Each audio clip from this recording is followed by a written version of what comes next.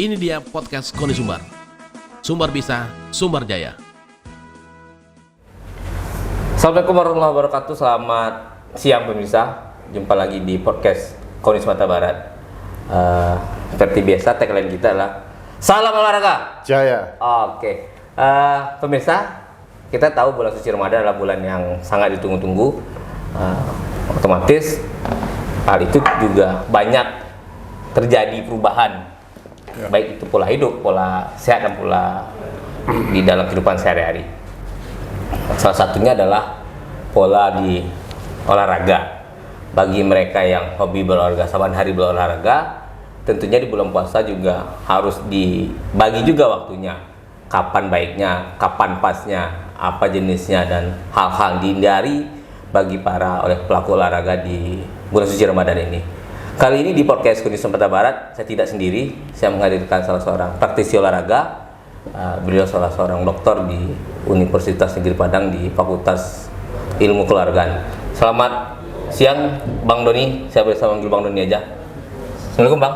Waalaikumsalam, Bung Vicky. Selamat siang. Oke, gimana? Masih puasa kan? Alhamdulillah, masih, Bang. Gimana puasa kali ini, Bang? Puasa kali ini biasa aja, seperti biasa. Kita tetap lakukan aktivitas. Tidak merubah, tidak mengurangi aktivitas sedikit pun? Sedikit mengurangi, pastilah. Yang terkait dengan tema kita tadi, Bang. Di bulan suci Ramadan, otomatis banyak hal-hal yang perlu kita kurangi dan hal yang kita hindari. Ya. Khusus di sehari-hari ini, Bang. Di dunia olahraga. Apa dan jam-jam berapa baiknya olahraga itu dilakukan, gitu, Bang? Ini untuk masyarakat dulu. Okay. Ya, nanti baru kita pilih ke kalau secara konteks sebenarnya ada tahapan. Sebenarnya ada pembagian kesehatan kita itu, mulai dari sakit, pertama sakit, yang kedua sehat, yang ketiga bugar, yang keempat itu fit. Ya. Nah, kalau sakit berarti kita tidak sehat, kan? Ya. Kalau sehat itu berarti kita bisa melakukan kegiatan.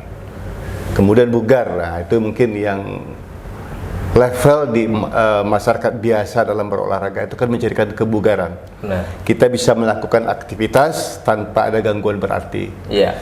Di atas itu atlet. Nah, atlet itu udah harus dalam kondisi di atas bugar lagi, fit.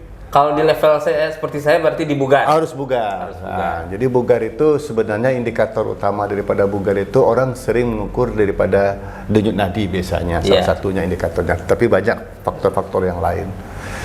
Untuk menjaga kebugaran salah satunya kan dengan berolahraga. Ya, dengan berolahraga yang rutin dan teratur. Nah, karena memang sekali lagi kita harus menyadari bahwa aset paling berharga daripada manusia itu adalah kesehatan.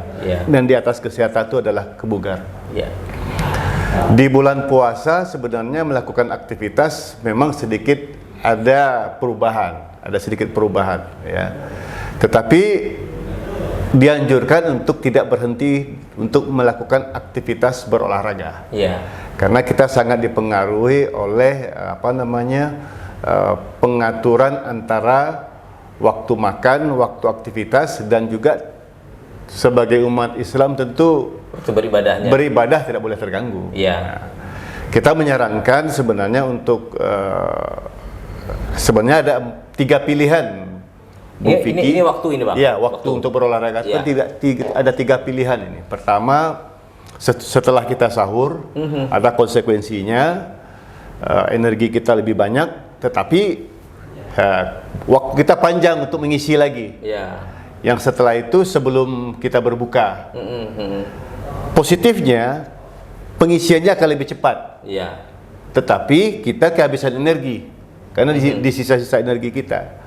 Dan yang terakhir setelah berbuka. Sebenarnya kita juga bisa lakukan. Tetapi konsekuensinya tetap juga ada konsekuensi.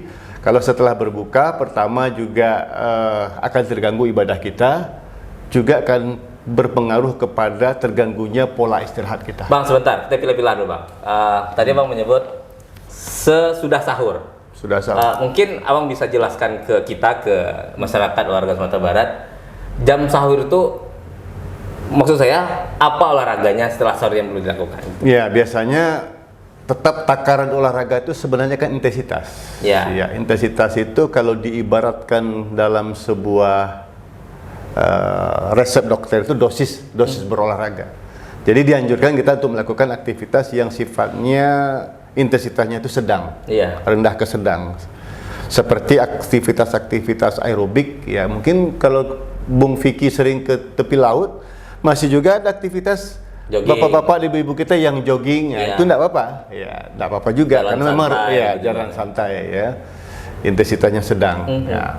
Kemudian pertanyaan kan intensitas itu bagaimana mengukurnya? Salah satunya kan dengan denyut nadi. Iya.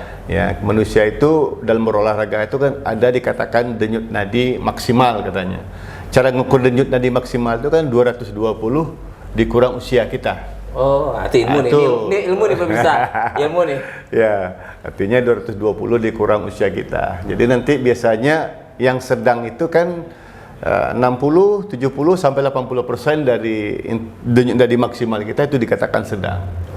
Jadi artinya kita melakukan olahraga, ciri-cirinya kan masih kita bisa berdiskusi dengan teman-teman sambil ngobrol, itu masih dalam batas-batas sedang aerobik ya gitu. Iya.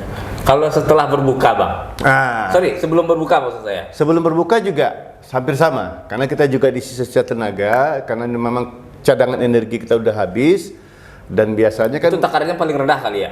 Udah tetap juga, kalau saya pribadi biasa aja.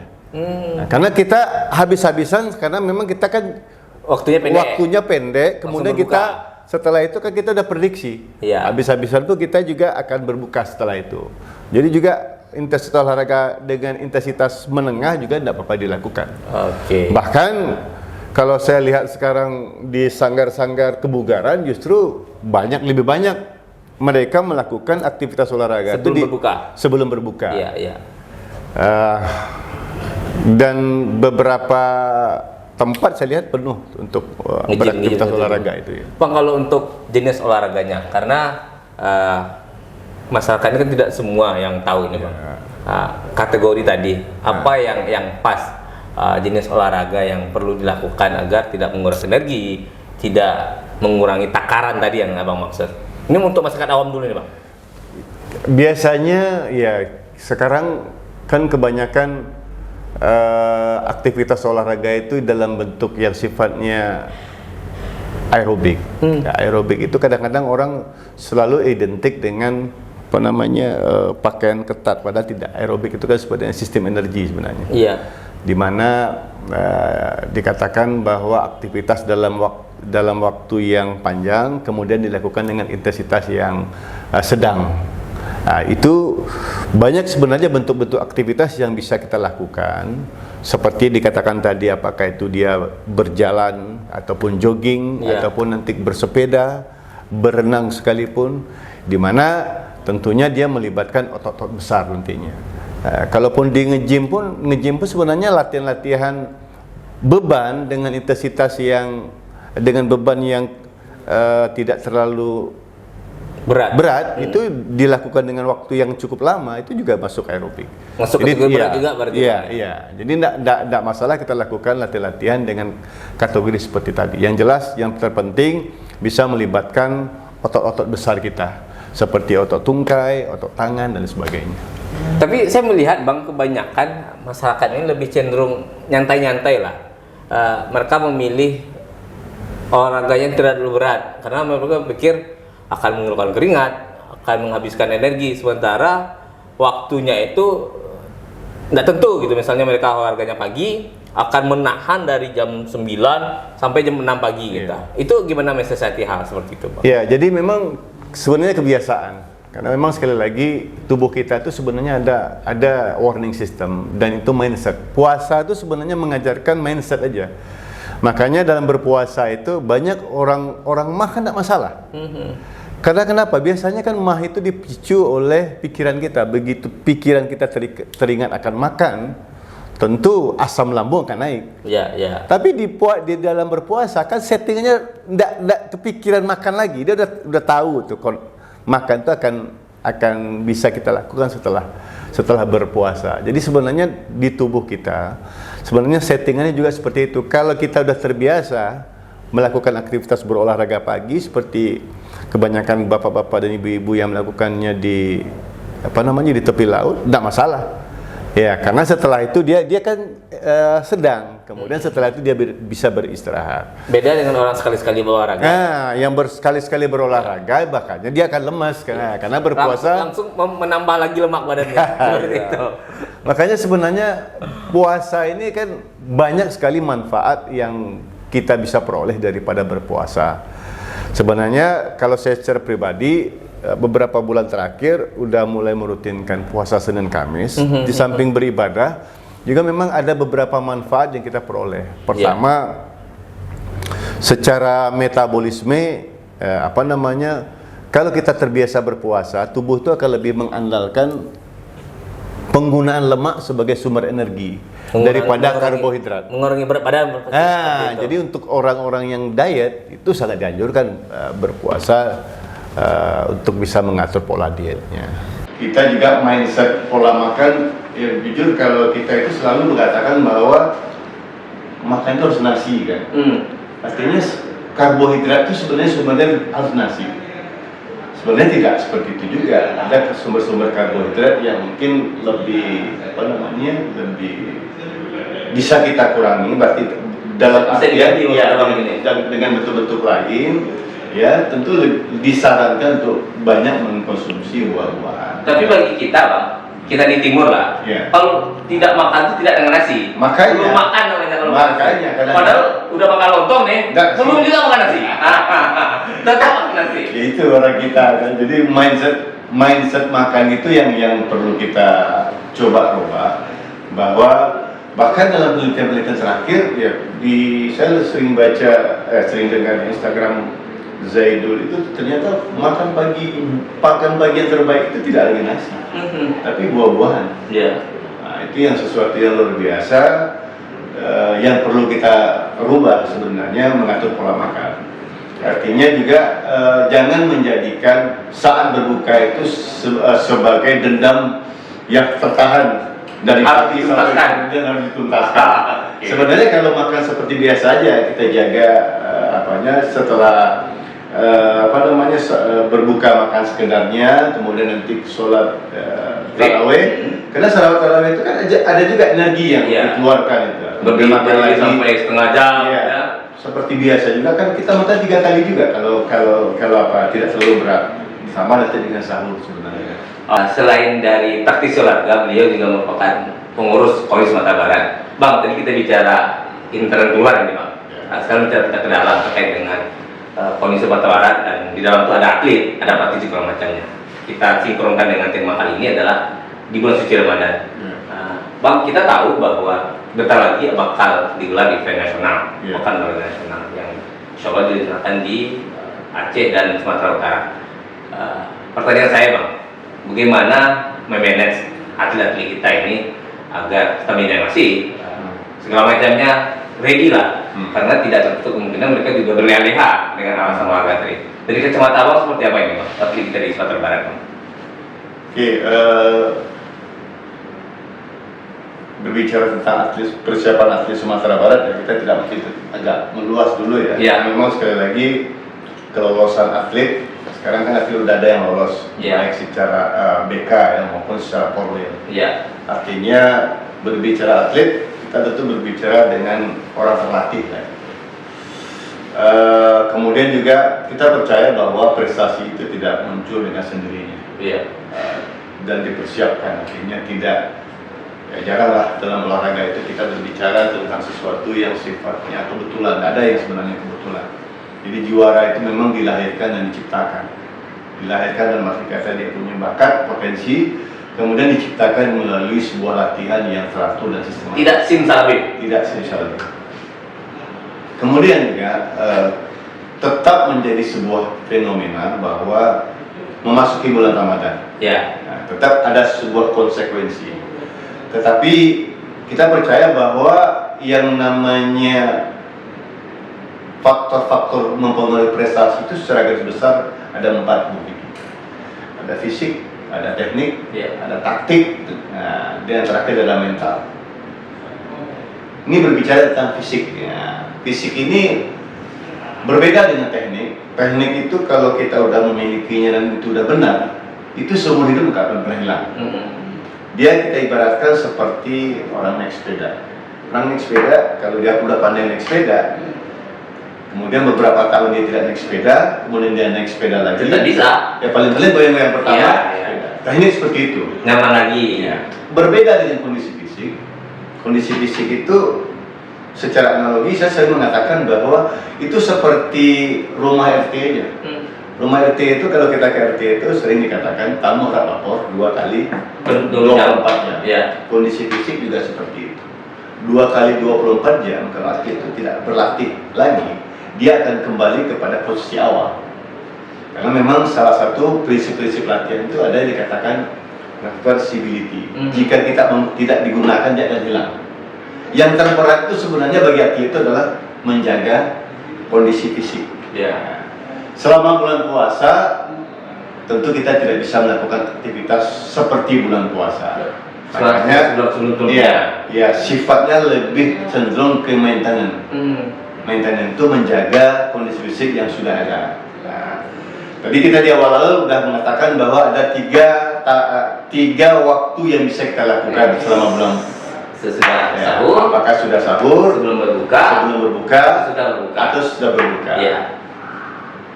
Kalau atlet itu udah atlet, ya levelnya udah atlet Profesional. ya profesional lah. Kan latihannya tidak lagi 5 kali seminggu, ya bisa jadi kali 2, 5 kali, misalnya 10 kali minimal seminggu. Artinya dalam satu hari itu dia ada latihannya pagi 2 kali sehari.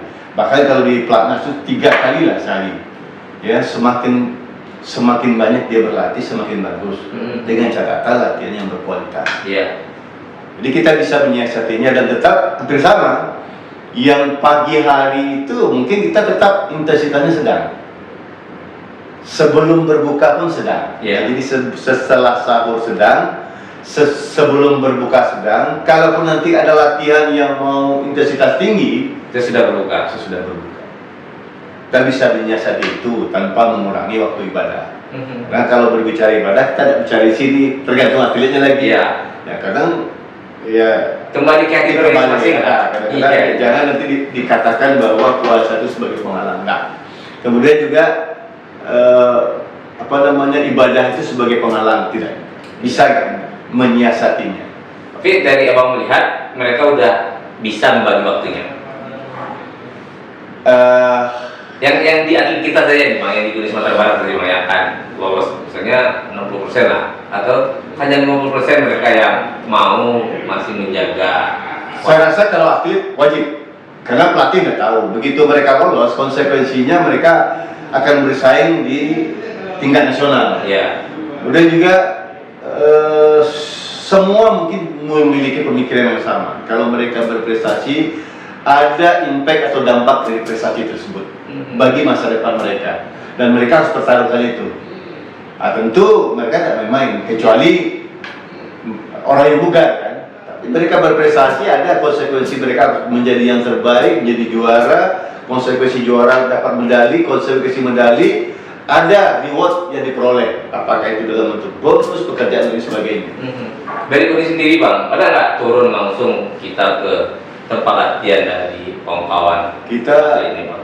Agak apa juga, karena memang sekarang secara penganggaran kita belum cair Pak, Bung Vicky. Dan sekali lagi kita tidak bisa berbicara berbuat dulu tanpa ada tahapan-tahapan yang jelas. Kita masih sampai sekarang kita di tim data masih juga memverifikasi tentang data yang tetap masih ada perubahan-perubahan daripada data tersebut. Nah, mudah-mudahan kalau dalam planning awal kita udah ganggu, tapi tetap terbentur pada penganggarannya. Karena begitu kita udah mulai, jangan sampai terputus. Startnya udah ready semua. Bang, untuk atlet tadi bang, berapa yang kita berangkatkan nanti bang? Udah ada ruang angkanya bang? Angka-angkanya sekitar kemarin kita 300-an. 300-an. Ya. Dari berapa cabur ini? Dari 30-an cabur. Karena memang kita tidak bisa juga mengabaikan amanat daripada rakor prof itu kemarin ya, bahwa yang diberangkatkan itu waktu itu kita sepakati dulu bahwa emas untuk four wheel, kemudian 6 besar untuk BKO. Nah, tentu itu dasar kita. Kalau nanti kita perkecil lagi, tentu beberapa cabang tim Jemore ini. Iya, nah maksudnya bukan diperkecil itu, tentu kesepakatan yang kita buat secara bersama-sama itu 6 besar itu, padahal kita kalau inginkan kan bisa dipres lagi. Iya. Tapi kesepakatan sudah dibuat. Nah, itu yang juga kita tidak mudah. Ya, karena memang seluruh cabur ingin meloloskan atlet, ingin memberangkatkan. Di satu sisi kita dibatasi dengan sumber daya, baik sumber daya manusianya maupun sumber daya penganggaran. Bang, ini karena waktu juga membatasi nih Bang, karena udah dikode-kode dari belakang bahwa harus ada closing. Mungkin saya minta closing statementnya dari Abang, poin-poinnya saja agar kita bisa cerdas, bisa sehat, dan bisa tetap bugar selama bulan suci Ramadan ini. Oke, terima kasih Bu Vicky. Yang pertama, bahwa bulan suci Ramadan itu adalah bulan penuh dengan keberkahan dan jangan dijadikan sebagai penghalang kita untuk melakukan aktivitas. Yang kedua, tetap berolahraga. Berolahragalah supaya kita sehat. Berpuasalah pun mengajarkan kita sehat. Jadi kalau kita kerjakan puasa sambil berolahraga, 2 kali sebenarnya kita bisa mendapatkan kesehatan. Bahkan berkahnya kita dapat juga selama bulan Ramadan. Kemudian juga kita percaya bahwa aset yang paling berharga dalam diri kita itu adalah kesehatan. Nah, dengan berolahraga kita berarti juga membantu kita dalam meningkatkan kebugaran kita. Yang ketiga, yang terakhir kami sampaikan tips-tips yang perlu kita sampaikan, bahwa mengatur pola istirahat, intensitas latihan, kemudian pola makan juga kita perbaiki, dan bagi atlet yang ingin tetap berlatih, seperti mengatur waktu latihannya dengan memperhatikan tiga waktu tadi. Kalau intensitasnya tinggi, ya setelah berbuka. Itu tidak mungkin. Makasih Bang, saya tidak perlu saya ulang lagi karena Abang sudah kunci. Pemirsa, sekian dulu dari kami podcast Kuri Sumatera Barat edisi kali ini. Terima kasih Bang Roni telah hadir. Terima kasih. Mungkin dari waktu kita undang kembali. Terima kasih Bang Roni. Salam olahraga. Jaya. Ini dia podcast Koni Sumbar. Sumbar bisa, Sumbar jaya.